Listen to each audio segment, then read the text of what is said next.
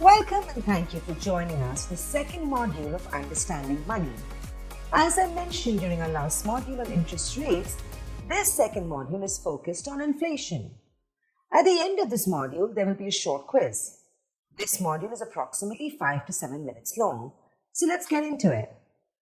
As we are all hearing the term inflation so much these days, this may not be a new concept as we are experiencing this. I mean, look at the cost of our groceries these days. But to define inflation, it's basically the rise in the prices of most goods and services we consume and use. It's basically looking at the average price change over a period of time. On a side note, there is a popular economist to measure inflation over time, but also to compare against other countries. It's called the Big Mac Index.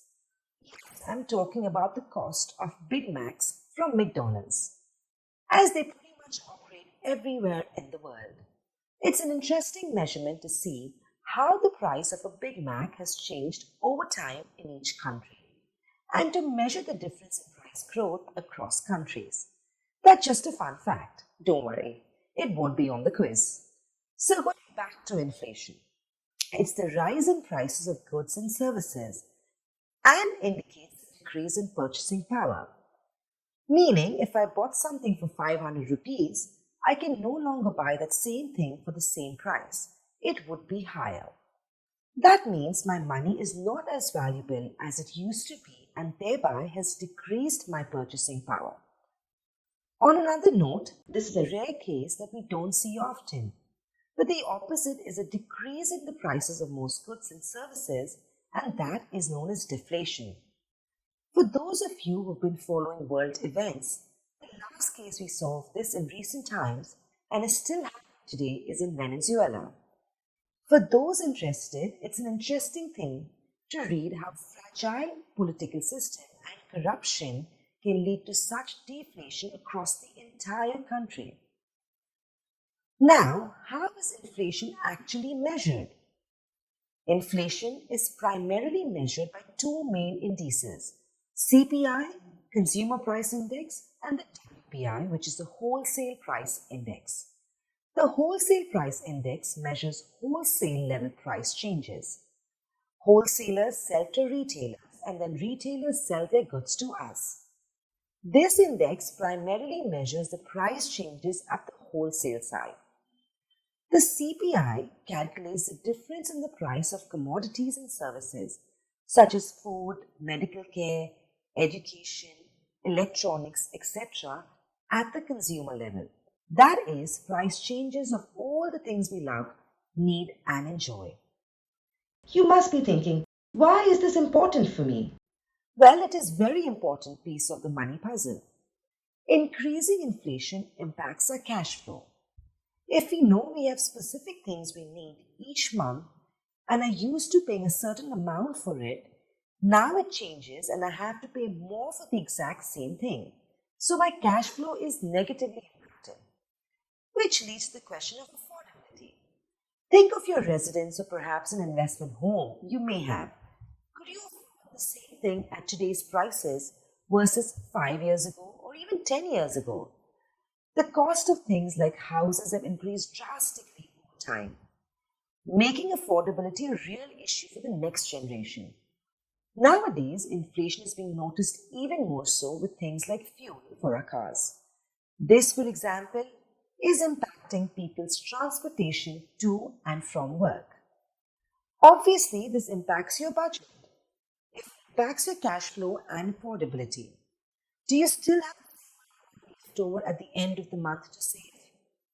Likely in times of inflation, a review of your budget will be required to ensure you stay on track with your personal and financial goals. The other impact inflation does have is the long-term value of money. Over time, the purchasing power of 1 rupee decreases and will continue to decrease as long as the economy remains healthy. This is one of those reasons why it is so highly suggested to invest your money. If it sits there in your home doing nothing, it is actually doing something, losing value.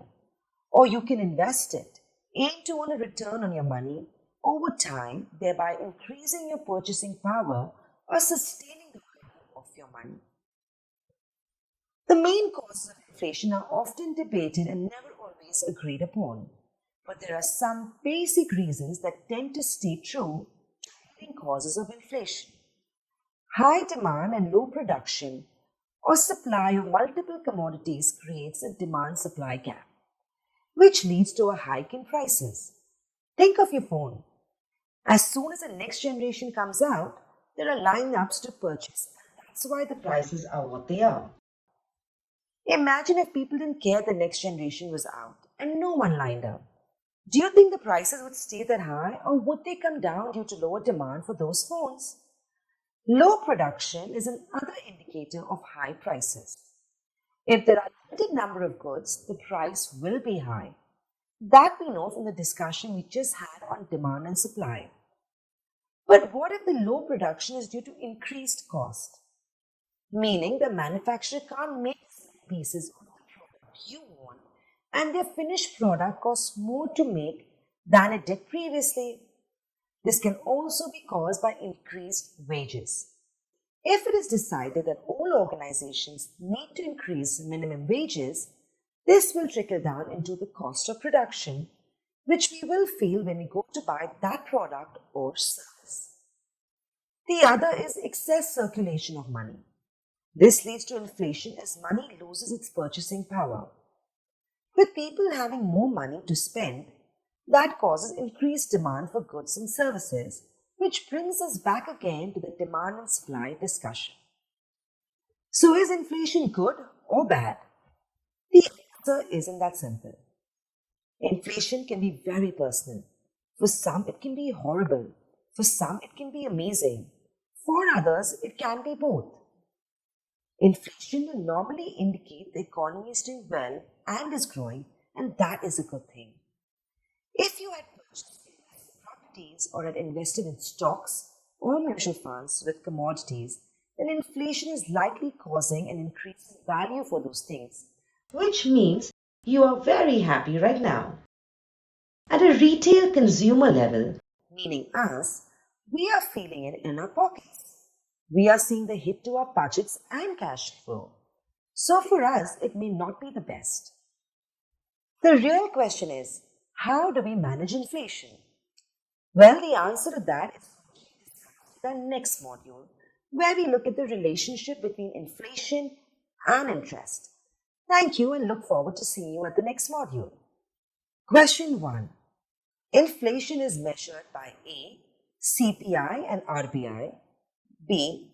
WPI and CPI, C. RBI and WPI, D. None of them.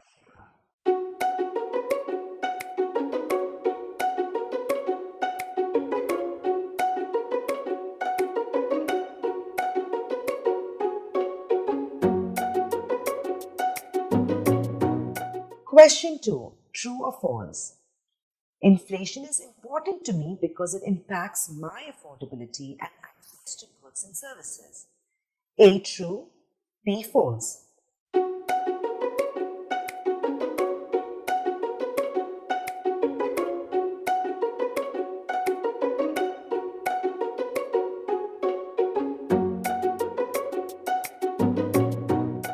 Question 3.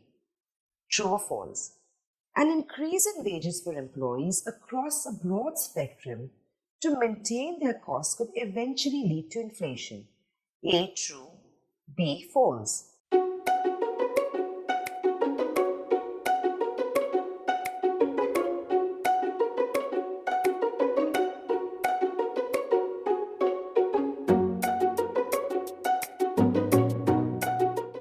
Mutual fund investments are subject to market risks. Read all scheme-related documents carefully.